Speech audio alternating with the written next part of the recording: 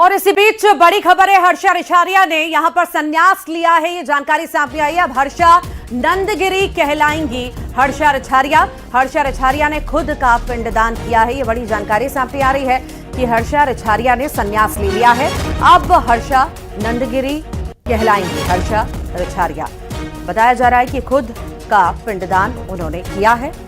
लगातार चर्चाएं हर्षा रिछारिया के नाम को लेकर के और लगातार कयास कि क्या वो शादी कर रही हैं, उनके सोशल मीडिया प्रोफाइल पिक्चर्स को लेकर ये बड़ी खबर सामने आई है कि हर्षा रिछारिया ने खुद का पिंडदान किया है और अब वो हर्षा नंदगिरी कहलाएंगी।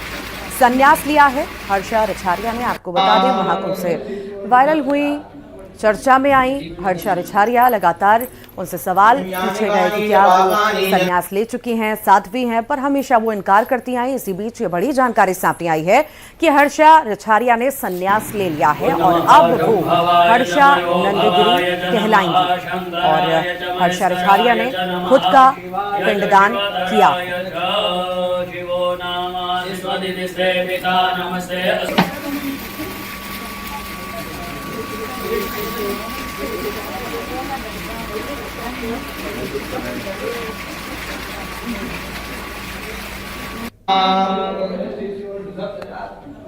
ये एक्सक्लूसिव तस्वीरें सामने आई हैं। संन्यास लिया है हर्षा रिछारिया ने। महाकुंभ के दौरान खूब चर्चा पे आई और लगातार उनसे सवाल भी पूछे गए कि क्या वो संन्यास ले चुकी हैं, क्या वो साध्वी बन चुकी है, पर हमेशा उन्होंने इनकार किया। और इसी बीच ये जानकारी है कि अब उन्होंने संन्यास ले लिया।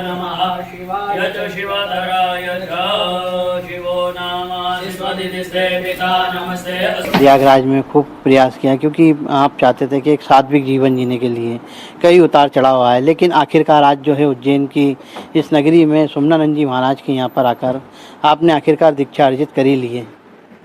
जी, तो देखिए, प्रयागराज महाकुंभ से एक नाम चर्चा में आया, साध्वी हर्षा। तो तब मैं बोलती थी कि मैं साध्वी नहीं हूँ, मैंने कोई भी मेरे संस्कार नहीं हुए, कुछ नहीं हुए। लेकिन आज गुरुदेव की कृपा से, उनके आशीर्वाद से आज मुझे वो जो सन्यासी दीक्षा है वो मिली है और अब भविष्य में जो भी कार्य होंगे वो धर्म के लिए होंगे। नया नाम मिला है, अब जो है सनातन की धर्म बढ़ेंगे और क्योंकि सनातन का प्रचार करना है, सनातन की ओर लोगों को आकर्षित करना है, तो क्या अब नई राह रहेगी?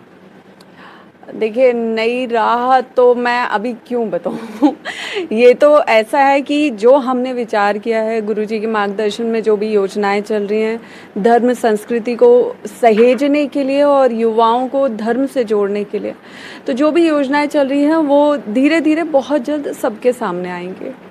कब से आपके मन में चल रहा था कि आखिरकार एक सनातन धर्म को जो है अपना जो पूरा साथ लेके चलना है और आज सात्विक जीवन जीना है, ये कब से आपके मन में चलता है?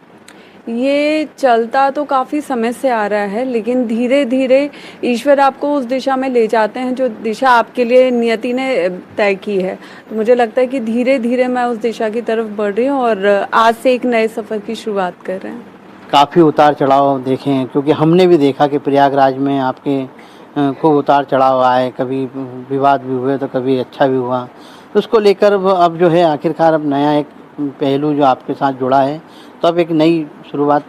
देखिए, विवाद तब होता है जब दो लोग आमने सामने से करें। मैंने तो किसी से किया ही नहीं। अब मुझे लेके आपस में अगर कोई विवाद कर ले तो वो उनकी मनोस्थिति है और उनका सोचना है, जिसमें मैं कुछ नहीं कर सकती। आने वाले समय में भी अगर मेरे कहीं बैठने से या मेरे कहीं रहने से कोई विवाद उत्पन्न हो जाता है तो उसकी मैं बिल्कुल भी भागीदारी नहीं हूँ। वो उनका चिंतन है, उनका निर्णय है।